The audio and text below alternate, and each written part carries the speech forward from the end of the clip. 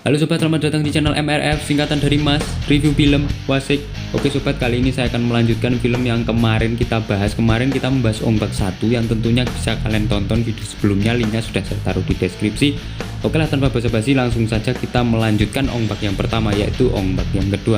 Langsung saja kita bilang bersama-sama 1, 2, 3, Cekibrot. Kisah dimulai pada tahun 1431 siang pada masa pemerintahan Baramacara II dari Kerajaan Ayutthaya. Tien, putra muda dari keluarga bangsawan, terpaksa melarikan diri dari tentara musuh. Namun apesnya ternyata sudah ada pasukan di depannya yang langsung saja menembakkan anak panah tepat ke depannya. Tapi ternyata Tien selaku anak yang dibawa panglima kerajaan hilang entah kemana. Penasarin? Langsung saja. Inilah dia ombak kedua. Cereng neng neng neng neng neng. Kemudian scene beralih pada seseorang yang biasanya kerjaannya adalah mencari orang-orang lemah untuk dijadikan budak perdagangan manusia. Nah, dan disitulah mereka menemukan Tien yang tertidur di bawah pohon besar. Sontak mereka langsung saja membawa Tien tanpa bilang apa-apa. Lalu kemudian setelah sampai di tempat mereka, Tien nampaknya sedikit memberontak ketika hendak dikeluarkan dari kereta kuda tersebut.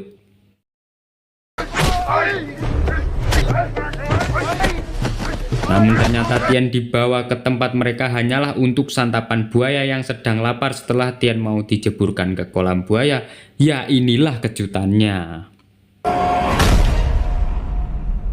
Tapi ternyata penggeprekan yang dilakukan oleh Tien kepada kita sebut saja si Bejo lah, malah dilirik oleh seseorang bandit yang bernama Kernang. Dia adalah pemimpin pasukan bandit Pabekrut dan seniman bela diri. Mereka mengungkapkan diri akan menyerang para pedagang manusia tersebut, hanya saja menunggu waktu yang tepat. Nah, setelah Tien bertarung dengan buaya itu, Kernang melihat situasi dan posisi untuk menyelamatkan Tien dan serta ingin menyerang pasukan perdagangan budak itu. Dan tiba-tiba, setelah dirasa sudah aman, Kernang kemudian memberikan sebuah pedang kecil untuk Tien. Dan ya, Tien berhasil selamat dan membuat buaya itu modar seketika. Singkat cerita, Tien dibawa di markas Kernang untuk bertemu dengan seseorang peramal yang bernama Chengpa. Chengpa mengatakan bahwa roh-roh aja takut kepadanya dan juga saat dia memegang senjata dia akan menjadi penguasa dunia. Sungguh luar biasa nasibnya. Tidak seperti Mas Review Film yang kerjaannya hanya ngoceh-ngoceh di YouTube.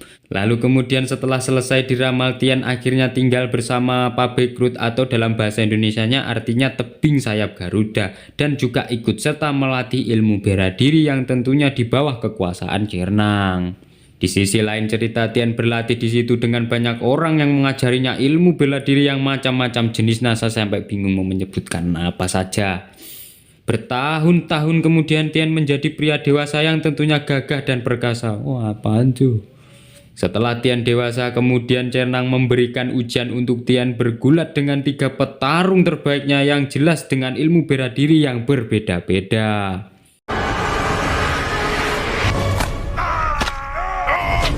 Nah, hebatnya Tien berhasil menyelesaikan ujian tersebut. Tapi tenang dulu sobat, ujian belum berakhir sampai di sini. Dia harus mendapatkan satu ujian lagi, yaitu ujian untuk membunuh wanita iblis yang ada di dalam goa.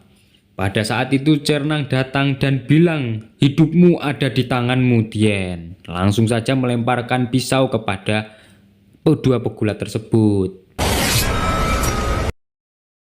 Setelah ujian itu selesai dilakukan oleh Tien, maka Tien resmi dinobatkan sebagai pemimpin bandit Pabekrut untuk menggantikan Kernang. Nah, di sisi lain cerita pasukan pedagang manusia kembali lagi berulah yang tentunya dipimpin oleh si Bejo. Setelah si Bejo memukuli wanita di desa itu dan tiba-tiba, ya, ternyata orang yang melempar kendi itu adalah si Tien. Lalu kemudian, setelah Bejo tumbang, lalu Tien menghadapi anak buahnya Bejo dengan jurus mabuknya. Wah, keren banget.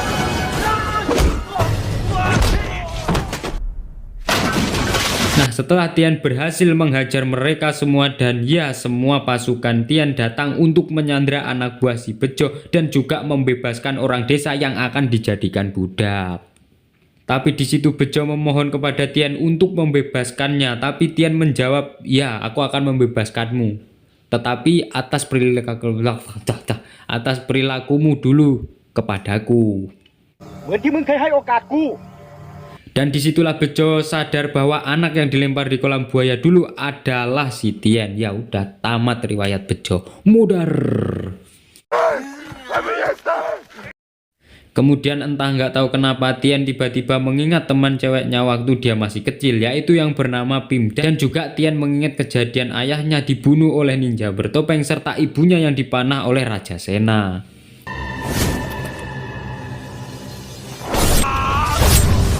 Di suatu malam Raja Sena melakukan ajang pencarian bakat menari yang dimana kalau bisa lolos dari audisi ini maka mereka akan dijadikan anak buah Raja Sena yang tentunya bakal mendapatkan tahta serta kekuasaan yang melimpah. Sungguh luar biasa, saya mau dong. Dan ya, acara menari itu tentunya ada kembang desa yang membuat kaum laki-laki jatuh kepadanya. Sekali lirik ya auto tertarik. Gimana sobat, saya mau loh. Tapi setelah acara menari wanita itu selesai, ada satu lagi penari laki-laki yang memakai topeng serta jubah panjang. Setelah nari-nari lama dan joget ala jungkir walian, tapi tiba-tiba ya, penari bertopeng itu melemparkan bom dan mengacaukan acara di istana Raja Sena. Tapi setelah semua kacau, akhirnya penari bertopeng itu menyerang Raja Sena serta prajuritnya dan ternyata dia adalah Tian yang ingin balas dendam atas kematian Raja Siadeko atau ayahnya Tian. Dan ternyata tepat sekali, wanita penari itu adalah Bim dan dia mengingat bahwa anak Raja Siadeko adalah Tian, teman masa kecilnya Bim dulu. Setelah Tian pergi, apesnya pedang Tian tertinggal di situ yang membuat prajurit Raja Sena tahu bahwa pria yang menyerang Raja Sena tadi adalah pemimpin bandit Pabekrut. Setelah Tian kembali di markas Pabekrut, entah nggak tahu kenapa markasnya sepi seketika. Dan tiba-tiba tanpa diduga ninja bertopeng yang membunuh ayahnya Tian dulu muncul di belakang Tian. Dan ya, inilah kejadian yang kalian inginkan.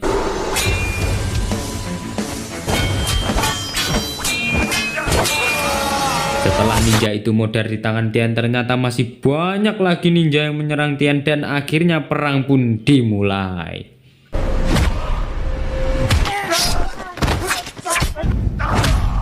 Karena ninja yang berdatangan tidak ada habisnya, maka Tian harus tumbang seketika. Tapi namanya juga Tian mau bertarung sampai akhir hayatnya pun tetap maju meskipun sudah terluka dan ya perang lagi. Sungguh seru sekali saudara-saudara.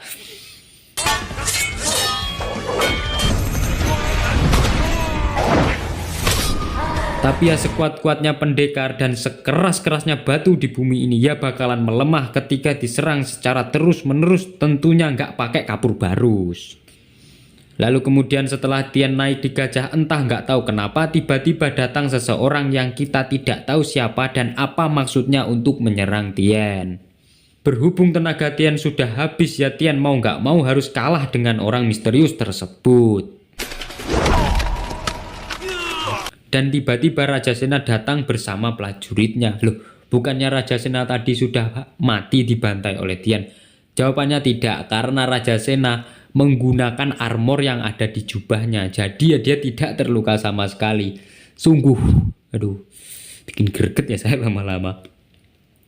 Ya, tiba-tiba Cernang datang pas di depan Tian dan mengaku, akulah yang membunuh ayahmu dulu. Sungguh membagongkan.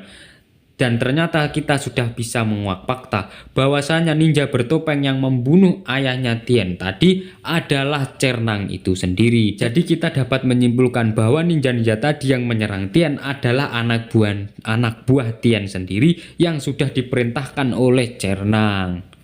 Setelah pertarungan ayah dan anak, Cernang pun akhirnya bilang begini. Ya, dengan terpaksa Tian melakukan hal itu. Kemudian dia menangis setelah ayah angkatnya itu meningsoy.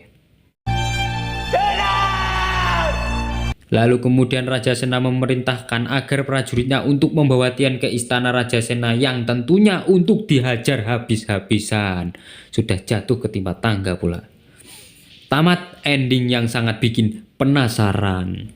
Tapi tenang saja sobat, film ini belum berakhir di sini. Masih ada kelanjutannya. Ya apa ya, ombak ketiga ya masih ada. Tentunya di next episode saya akan membahas lah. Pokoknya tenang saja, kalian subscribe dulu biar nggak ketinggalan ketika saya sudah upload ombak ketiga. Dan pesan yang bisa kita ambil dari film ini adalah janganlah menyembunyikan kejahatan, karena kejahatan cepat atau lambat pasti bakalan terbongkar dengan cara apapun. Dan terima kasih telah menonton video ini. Sampai jumpa di video selanjutnya. Bye bye. Aduh, sekarang di sini cuacanya lagi apa ya? Lagi penghujan sobat. Jadi ya kalian bisa apa ya, jaga diri kalian baik-baik karena cuaca sekarang kebanyakan lagi hujan, jarang ada panas, sampai kain jemuran saya belum ada yang kering. Saya sampai bingung harus pakai baju yang mana, semuanya basah lagi dicuci.